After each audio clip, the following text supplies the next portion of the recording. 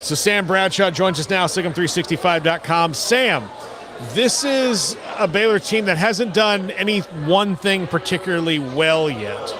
What can they do against UCF that you have seen on film?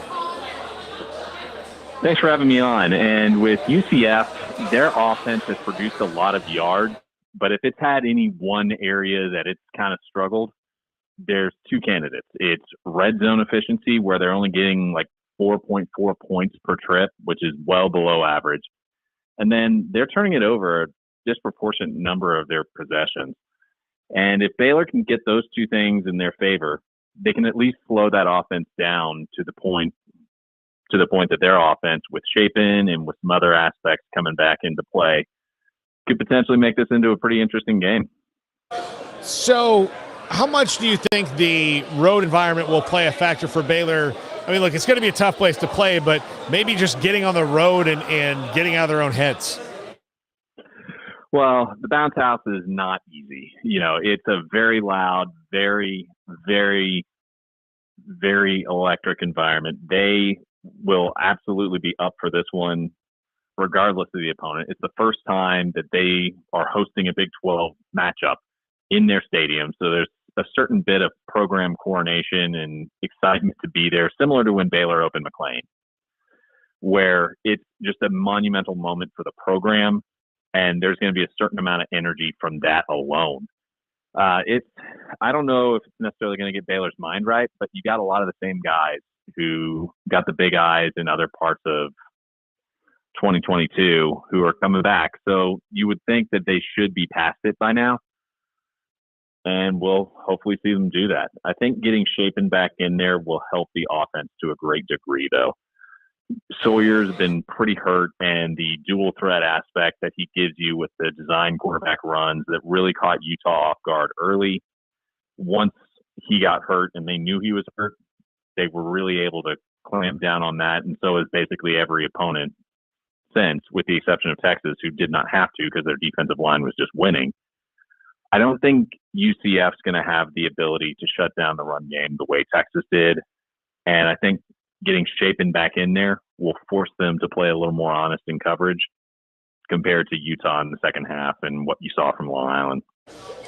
All right, so UCF's run defense has been, their Achilles heel. We don't know, it's really only shown itself a little bit this year, but a lot of bit against Kansas State.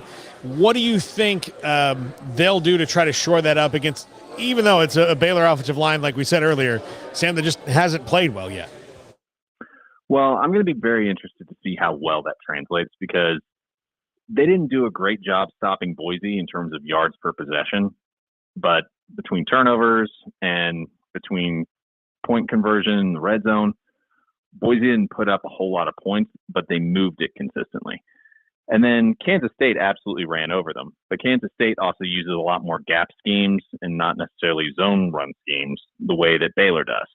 So it will be interesting to see if Grimes breaks out a couple different counter punches to what they do, knowing that UCF's probably going to try and slant the line. They're probably going to try and do things to take away that wide zone early and get Baylor in long yardage where their speed and their pass rush can inflict some damage to you. But I think Baylor should be able to run on these guys if they can get them to play them honestly. And a good part of getting to that point is Shapen coming back and the passing game executing at a high level to where they have to play you honestly, and they can't do junk defense in order to take away fastball. How much difference will Blake Shapen make if he is able to run out there and play tomorrow? I think he will make a lot of difference to the passing game. I think no idea where he is on his mobility, but if he's able to throw and able to set his feet and deliver accurately, consistently, the way we saw week one prior to being injured, despite the fact nobody really protected him, if you can give him some protection and give him some time, which they have done better in recent weeks prior to the Texas game, of course, of blocking up front, both in the run and the pass, because it's hard to do any worse than they did in that first game. If they can protect him, I think this is a secondary that has some talent, but they can be beaten. I mean, Kent State had a 70-plus yard play come back for a legal man downfield where they just had their guy run away from one of their man cover guys. And UCF, when they get in trouble with the run, they are willing to take chances. They're willing to blitz you. They're willing to play man. They're willing to play aggressive zone. There's going to be opportunities if Baylor can stay balanced. And Baylor's got guys like Baldwin and Jackson.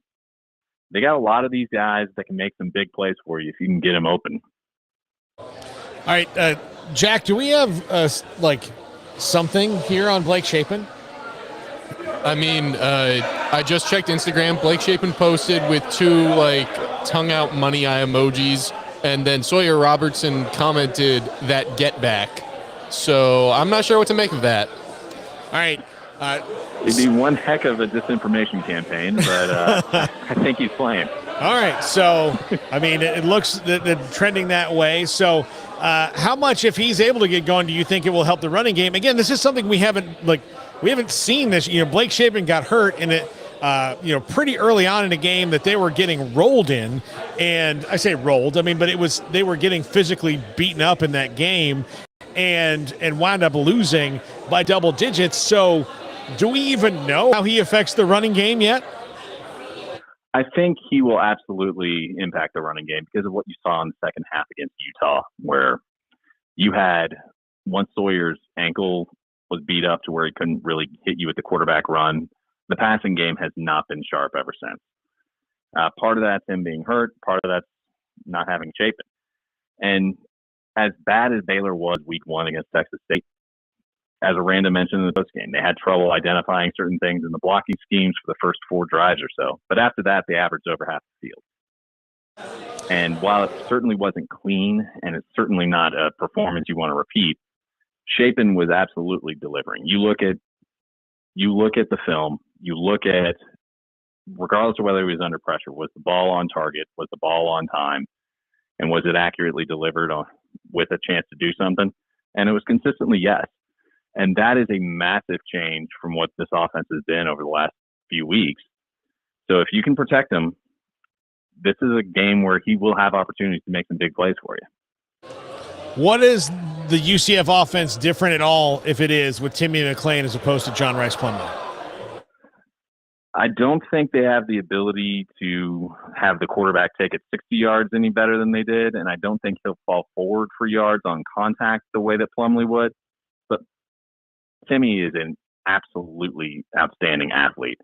He almost looks like a point guard out there with his change of direction. The guy is really elusive. He's got a very quick burst. He's capable as a runner, but he might actually be slightly better as a passer in terms of his ball placement. And, I know last year, one of the big gripes that a lot of people had about the UCF offense is that the accuracy coming from the quarterback position.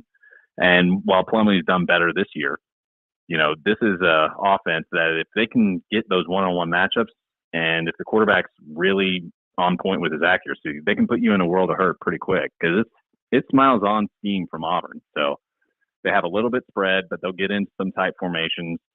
They'll hit you with 1,000 different ways of motion.